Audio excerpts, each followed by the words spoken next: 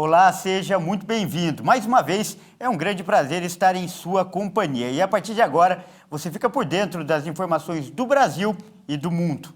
E eu começo essa edição falando de economia. O custo da cesta básica aumentou em junho em 9 das 17 capitais pesquisadas pelo DIEESE. São Paulo foi a capital onde o maior aumento foi registrado. Entre maio e junho, as maiores altas ocorreram no Nordeste, nas cidades de Fortaleza, Natal e João Pessoa. Segundo a pesquisa, São Paulo foi a capital onde a cesta básica teve o maior custo, R$ 777,01, seguida por Florianópolis, Porto Alegre e Rio de Janeiro. Na comparação com junho do ano passado, todas as capitais pesquisadas tiveram alta de preço. O salário mínimo necessário para a manutenção de uma família de 4 pessoas deveria ser de R$ 6.527,67, ou 5,39 vezes o mínimo de R$ 1.212. Entre os produtos que sofreram aumento estão o leite integral e a manteiga. O preço do pão francês, da farinha de trigo, do feijão carioquinha e do quilo do café também subiram. Na contramão, a batata apresentou queda de preço em todas as cidades. Olha, e ainda falando de economia e também meio ambiente, a recuperação de mata nativa no Brasil pode gerar, olha só, 2 milhões de empregos até 2030. E esse número foi calculado em uma pesquisa com base em uma meta definida pelo governo federal de restaurar 12 milhões de hectares degradados. O Brasil pode gerar de 1 a 2 milhões e meio de postos de trabalho diretos se alcançar a meta de restaurar 12 milhões de hectares de vegetação nativa até 2030. O compromisso para a recuperação da mata nativa no território brasileiro foi assumido pelo governo federal em 2017, por meio do Plano Nacional de Recuperação da Vegetação Nativa. De acordo com pesquisa publicada pela revista britânica People and Nature, as atividades que envolvem a restauração florestal têm capacidade para gerar um emprego a cada 2 hectares restaurados, o que equivale a 2 campos de futebol. O estudo abrange atividades como a coleta de sementes, produção de mudas, plantio e manutenção das áreas restauradas, além dos serviços técnicos como consultoria, elaboração de projetos e monitoramento. A Secretaria de Infraestrutura e Meio Ambiente do Estado de São Paulo destacou que, para chegar ao resultado esperado, foram considerados apenas os postos criados a partir da chamada restauração ativa, que é gerada pela ação humana. O plano detalha as metas de restauração para cada tipo de bioma. Mata Atlântica, 38%, Amazônia, 38%, Cerrado, 17%, Caatinga, 4%, Pampa, 2% e Pantanal, 1%. E agora uma denúncia. Em Campo Grande, no Mato Grosso do Sul, os imóveis da Casa Verde e Amarela mal foram entregues e olha só, já tem gente vendendo. Os responsáveis já estão sendo investigados e quem comprar também vai ficar no prejuízo. Os prints mostram primeiro uma publicação de uma pessoa interessada na compra. Nos comentários, uma outra escreve: R$ 4.500 pode vir buscar a chave. Outro menciona: quem tiver e pegar uma moto 150, vem no meu zap.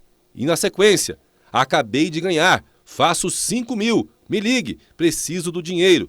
Tudo isso um dia após o presidente Jair Bolsonaro vir a Campo Grande para realizar a entrega dos apartamentos. Foram 300 imóveis do condomínio que fica no Jardim Canguru, em Campo Grande. O governo federal investiu R$ 24 milhões, mais 5 milhões de contrapartida do Estado e a Prefeitura doou o terreno e a infraestrutura. As parcelas variam de R$ 80 a R$ 240. Tudo porque 90% do valor foi subsidiado pelo poder público. As denúncias já chegaram à AMASF, antiga EMA, que vai repassá-las para a Caixa Econômica Federal, para que haja uma investigação e para que os responsáveis sejam punidos. As denúncias, elas podem ser feitas através do telefone da AMASF no 3314-3900, mas vale lembrar que a responsabilidade da administração desses imóveis, ela é da Caixa Econômica Federal. São imóveis da carteira imobiliária da União que só eles podem ingressar com processo de reintegração e retomada. A nossa ação é, junto com a população, cobrar a fiscalização e incisivamente para que a finalidade seja para habitação de interesse social. É importante informar que a venda de imóveis do programa Casa Verde e Amarela é nula e o proprietário pode ter uma série de prejuízos, a começar, claro, pela perda do imóvel. Ela não vai mais poder participar de nenhum processo de seleção no Brasil, né? Ela vai estar inserida no CADMUT, que é um cadastro de mutuários, e ela não vai mais poder participar em nada no que tange de habitação de interesse social. Ou seja, nunca mais ele tem direito à moradia social e quem compra também vai ter prejuízos. Se ela for identificada, ela vai existir algum processo também contra essa pessoa. Mas caso não seja identificada, ela vai perder o dinheiro dela, porque essa unidade ela vai voltar para que seja atendida uma outra família que esteja precisando. Enquanto há essas negociatas, outras pessoas reclamam. Esse é o Brasil que a gente merece. E outra vai além. Eu também estou precisando muito. Tenho um filho especial, mas até agora nada. Nunca fui sorteada. E quem tem, não dá valor. E olha só que curiosa essa notícia. Você sabia que existem algumas notas de real que valem muito mais do que o valor que está impresso nelas? Pois é, são casos muito específicos. Por exemplo, tem uma de R$100 que pode valer até R$4.500.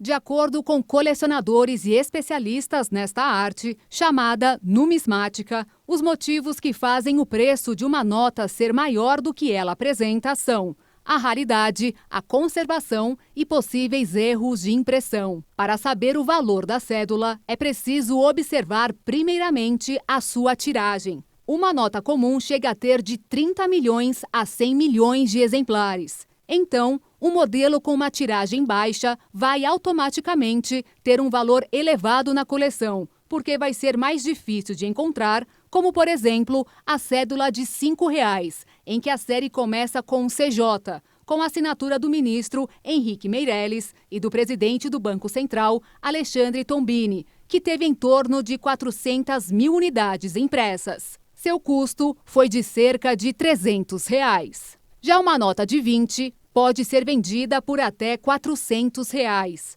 A tiragem, que começa com as letras CD e tem assinaturas de Alexandre Tombini e do ex-ministro Joaquim Levy, foi de apenas 240 mil cédulas.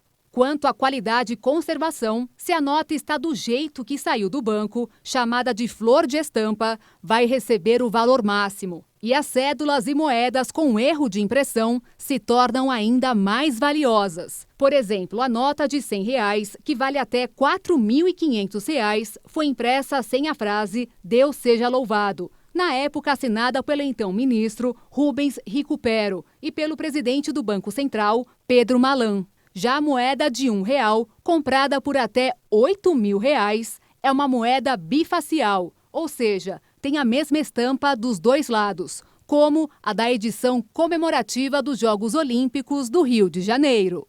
E a gente fala agora de eleições. O Tribunal Regional Eleitoral de São Paulo começou a convocar mais de 400 mil mesários para as próximas eleições. No país, o Tribunal Superior Eleitoral prevê que 2 milhões de pessoas devem colaborar com o pleito deste ano. O TRE de São Paulo já iniciou a convocação dos mais de 400 mil mesários e mesárias que vão conduzir a votação no dia 2 de outubro nas 101.627 sessões eleitorais em São Paulo. Pessoas que vão auxiliar os trabalhos nos locais de votação. Em todo o Brasil, o TSE prevê 2 milhões de mesários. As convocações são feitas por e-mail ou aplicativo de mensagens, de acordo com o TRE de São Paulo. A partir do recebimento, o eleitor ou eleitora tem 5 dias para aceitar ou contestar a convocação. Essa contestação deve ser feita mediante requerimento junto ao juiz eleitoral. O trabalho é obrigatório e a dispensa só ocorre em casos excepcionais. E quem pode ser mesário ou mesária? Eleitoras e eleitores maiores de 18 anos em situação regular com a Justiça Eleitoral podem receber uma convocação para trabalharem como mesária ou mesário, ou mesmo se voluntariarem.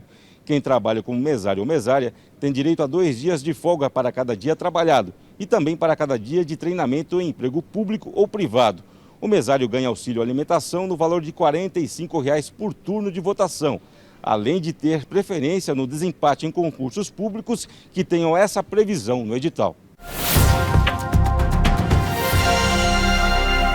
Olha, e o empréstimo consignado pode ser estendido aos beneficiários do Auxílio Brasil e também do programa Prestação Continuada. A medida provisória que trata do assunto, inclusive, já foi aprovada pela Câmara e segue agora para análise do Senado. Bom, mas e na prática? Foi uma boa medida? O que ela vai significar para a população, principalmente mais carente? Bom, para falar sobre isso, nós vamos conversar agora com um especialista. Ao meu lado aqui está o Fábio Jäger. Ele é especialista em finanças e também CEO da Icertus. Fábio, primeiro quero agradecer a sua participação aqui e já perguntar para você. O modelo do projeto, o texto que foi aprovado, ele traz alguma novidade em relação a esse modelo do consignado que já está aí no mercado? A principal novidade que ele traz é o aumento da margem, né? Então, o modelo realmente é o mesmo que já está no mercado, que já está vigente, que a maioria dos aposentados já conhecem. É o que muda realmente é o aumento da margem que ele passou, teve um acréscimo de 5% adicional. Só para a gente enfatizar, então a margem que é de quanto vai para quanto, para deixar bem claro para a população? De 40 vai para 45. Correto. E outra pergunta, a maioria dos beneficiários são pessoas de baixa renda, pessoas com carências. Há o risco de superendividamento e até a título de orientação. Qual o conselho que você dá para essas pessoas? Há um risco sim. Então, a partir do momento que você tem quase metade do seu salário travado em um empréstimo, realmente ele tem que ser pensado muito bem. Então, claro que esse empréstimo ele é benéfico, né? Ele pode ser usado, por exemplo, para pagar dívidas mais caras, como, por exemplo, o cartão de crédito ou o cheque especial, né? E realmente ele vem numa boa hora. Sim, ele é um empréstimo bem benéfico e bem positivo para o pequeno aposentado, né? Correto. Mesmo com os riscos, com os alertas, vem em boa hora. Pode ser uma boa ferramenta, principalmente nesse momento de crise, de alta de inflação. Sim, ele vem em boa hora. Lembrando que o quê?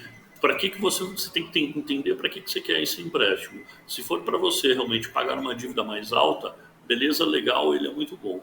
E também, se você for comparar com o empréstimo tradicional, né, ele vem com uma taxa muito mais baixa no empréstimo consignado e ele é muito melhor do que você pegar um empréstimo tradicional. Então, ele vem sim em boa hora, só que tem que tomar cuidado para que você realmente não deixe metade do teu salário sem receber, porque você está pagando essa conta desse empréstimo. Tá certo. Bom, nós conversamos agora com o Fábio Jäger, que é especialista em finanças e deu essas dicas valiosas aí sobre consignado. Muito obrigado, Fábio. Obrigado, eu que agradeço. Até a próxima. Bom, e veja a seguir. 26ª Bienal do Livro acontece em São Paulo. Nós voltamos já.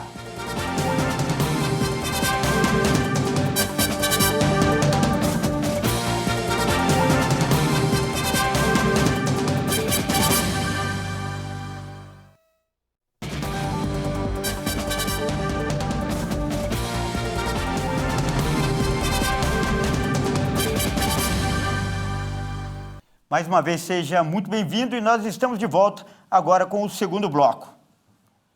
E eu começo falando de saúde. Durante o momento em que vivemos a chamada epidemia da nicotina entre os jovens, a Anvisa manteve a proibição, a venda e também importação e até a publicidade dos cigarros eletrônicos. O posicionamento da agência foi definido durante uma reunião realizada por videoconferência. A votação, que aprovou uma avaliação de impacto regulatório sobre o produto, foi unânime. O cigarro eletrônico é um dispositivo que vem sendo cada vez mais usado, especialmente entre os jovens, e está criando uma geração de indivíduos dependentes de nicotina. A decisão da Anvisa torna legítima a defesa da agência contra os dispositivos eletrônicos que causam vícios. Para reforçar a negação sobre o produto, os diretores da agência devem lançar uma consulta pública à sociedade sobre o uso dos dispositivos eletrônicos para fumar. Segundo estudos, eles levam a uma maior chance de desenvolver sintomas respiratórios, como a falta de ar, chiado no peito e broncoespasmos, mesmo com pouco tempo de uso. Além disso, faltam pesquisas que mensurem o impacto desses dispositivos eletrônicos na saúde pública a médio e a longo prazo. O uso, inclusive, gera chances até 3 vezes maiores de levar os jovens usuários a migrarem para o cigarro tradicional. E mudando de assunto, agora a gente fala de turismo. O número de viagens no ano passado no Brasil caiu mais de 40% por causa da pandemia. Segundo o IBGE, a retomada começou com maior força nos destinos nacionais. O setor de turismo teve queda de 41% no número de viagens nacionais e internacionais no ano passado, na comparação com 2019, o período pré-pandemia. Um estudo do IBGE revelou que antes das restrições provocadas pela Covid, foram quase 21 milhões de viagens com hospedagem. 2 anos depois, em 2021, já com a crise sanitária, o número caiu para 12 milhões e 300 mil. Em 2020, ano inicial da pandemia, o número de viagens avaliadas foi de 13 milhões e 600 mil, número que ficou 35% abaixo do registrado em 2019. O resultado indicou que 2021 foi o pior para o turismo no Brasil. Das viagens avaliadas em 2021, quase o total foi para localidades dentro do país. Antes da pandemia, a pesquisa havia contabilizado mais de 20 milhões de viagens dentro do país. A fatia internacional havia sido de 799 mil. Ano passado, os gastos em viagens nacionais somaram 9 bilhões e 800 milhões de reais. O número representa uma queda de 11% em relação aos 11 bilhões de reais do primeiro ano da pandemia. 1 em cada 5 viagens foi para São Paulo.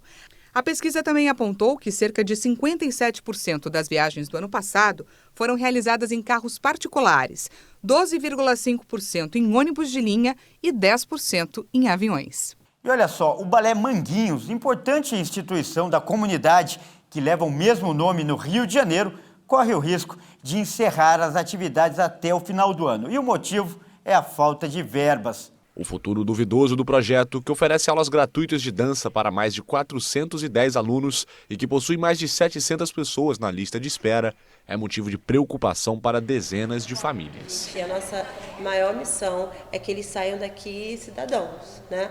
Que eles entendam qual é o seu papel na sociedade, que eles não precisam ser um número da estatística do território. Eles precisam entender qual é o lugar que eles podem ocupar, ter o interesse de entrar numa universidade pública, deles terem o que eles quiserem, e se quiserem ser bailarinos, ok, mas se não quiserem, eles têm aí inúmeras profissões e que eles podem exercer esses cargos mesmo vindo de um lugar tão vulnerável. A pandemia começou a balançar os alicerces do projeto, que é um oásis em meio à violenta rotina da comunidade. A fundadora do balé, Dayana Ferreira, morreu em janeiro de 2021, vítima da Covid-19. Meses depois, terminou o contrato de financiamento com a fundação americana The Secular Society, que permitiu que a associação se tornasse proprietária de um prédio de 600 metros quadrados. Com isso, o Balé Manguinhos perdeu uma importante fonte de renda. Nessa atual conjuntura, com o valor que a gente recebe hoje, talvez a gente só consegue manter até o final do ano. E aí fazendo alguns cortes administrativos também, de pessoal e reduzindo horas. Diante das dificuldades para encontrar patrocinadores e apoio público, o Balé Manguinhos lançou no início do ano uma campanha de patrocínio intitulada Adote uma Bailarina. Com o programa, cada patrocinador paga ao menos R$ 90 por mês, custo estimado para cada aluno. E acontece em São Paulo a 26ª Bienal Internacional do Livro. O evento literário reúne mais de 300 autores nacionais e internacionais. Dura correria. Os brasileiros parecem mesmo estar lendo mais. Isso é o que demonstra a lotação da 26ª Bienal Internacional do Livro de São Paulo. As amigas Ana Beatriz e Anitta confirmam que são muitos os colegas que se interessam pela leitura. Afinal, dezenas deles vieram até aqui hoje de excursão. A nossa escola proporcionou isso. Foram 3 ônibus de 2 andares. As estudantes estão eufóricas com as preciosidades adquiridas aqui. É incrível, eu amo ler. Tem vários livros de vários gêneros. Tem uma loja de R$10. Eu encontrei uma coleção que eu queria. No estande citado pela Anitta, tem livro para todos os gostos. A gente tem livro jurídico, como o Vai de Meco, tem livro de aventura, tem livro de ficção, tem Turma da Mônica. Então a gente tem milhares de títulos aqui para todos os gostos de clientes e leitores. Entre os 185 expositores, há aproximadamente 3 milhões de exemplares dos mais diversos gêneros. Mas o evento conta ainda com 500 atrações que vão muito além da literatura em papel. Aqui as palavras saltam dos livros e dão aos visitantes outras experiências sensoriais, como no espaço Cozinhando com as Palavras, onde a literatura se mistura à culinária. Ou no espaço infantil, com atividades diversas para toda a família. Aqui no espaço infantil a gente fez uma programação para crianças de 0 a 100 anos.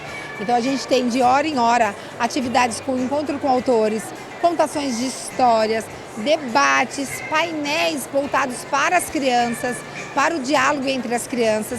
E todos os dias a gente tem uma temática diferente. A mãe do Felipe fez questão de trazer um menino de 7 anos à Bienal para incentivar a leitura. Ele está na fase de alfabetização, vai começar a ler livro, está entrando na árvore do livro e ele pediu para vir como que faz os livros, como que veio aqui para conhecer. No estande Repente e Cordel, a apresentação da cultura nordestina se faz em papel e muita música. Aqui tem o cordel, tem muitos livros, tem xilogravura, tem contadores de histórias, repentistas, cordelistas, músicos, improvisadores, declamadores. É um espaço bem dinâmico. Tem cultura brasileira e internacional. A cada ano, a Bienal tem como tradição homenagear a literatura de algum país. E não por acaso o escolhido da vez foi Portugal. Isso porque em 2022, a independência do Brasil completa 200 anos. E aqui nesse estande, dedicado ao país, também há experiências imersivas, como nesta réplica de um bondinho português. Daqui de dentro, o visitante sente como se estivesse realmente passeando pelas cidades daquele país. O espaço tem como destaque o escritor e vencedor do Nobel de Literatura, José Saramago, e contará ao todo com a presença de 23 escritores portugueses, entre eles Walter Hugo Mãe. Mas essa é só uma pequena parcela dos cerca de 300 autores nacionais e internacionais confirmados no evento, como Laurentino Gomes, Aline Bey, Maurício de Souza e Mário Sérgio Cortella. Além desta galerinha atrás da coordenadora da escola, professor Armando Gonçalves, que, com orgulho, segura o livro escrito pelos alunos e lançado agora na Bienal. Nós, professores da área de linguagens, resolvemos então fazer um trabalho com os alunos de arte e de língua portuguesa. Os professores de arte trabalharam desenhos e os de língua portuguesa poemas, todos com o tema Rio da Minha Aldeia, falando sobre a nossa aldeia Miracatu, que é uma cidade pequena no interior de São Paulo, onde o rio é ainda que abastece a nossa cidade. Um exercício e tanto para os alunos que são orgulho da escola. E aqui na Bienal, muita gente tem chance de escrever a história da própria vida com a ajuda de uma ferramenta que dá ao visitante os detalhes da sua árvore genealógica. O pessoal que está na Bienal certamente ama histórias, porque a razão deles estarem comprando livros e querendo saber mais sobre temas gerais é porque gostam de histórias. O mote da nossa participação é ajudar você a escrever o livro da sua vida. Hoje nós temos 1 bilhão e 400 milhões de nomes da árvore colaborativa mundial e nós temos também o maior acervo do mundo de registros históricos genealógicos, que incluem não só documentos, como também áudios, fotos e histórias. E é claro que entre tantas publicações, uma não poderia faltar no evento. O livro dos livros, a Bíblia Sagrada, vendida nas mais diversas versões, neste que é o único estande cristão da Bienal. E a gente procurou trazer o máximo possível de acesso, né? Infantil, adolescente, adulto, tentar alcançar todo mundo no melhor modo possível, para a pessoa chegar aqui, procurar e achar o que ela quer. Isso daí eu acho que é bem interessante para a gente como cristão. E continuar mantendo a Bíblia como um best-seller de todos os anos. Sim, claro, o livro mais vendido no mundo. E é a melhor coisa que tem para fazer é trabalhar com isso. Graças a Deus, Deus tem abençoado. E eu creio que vai abençoar muito mais ainda. Até domingo, dia 10 de julho, a organização da Bienal Internacional do Livro espera receber ao menos 500 visitantes no Expo Center Norte, em São Paulo. Os ingressos estão à venda no site bienaldolivro.sp.com.br. Vem pra Bienal! Bom, e essa edição fica por aqui. Muito obrigado pela sua companhia e continue ligado em nossa programação. Até mais!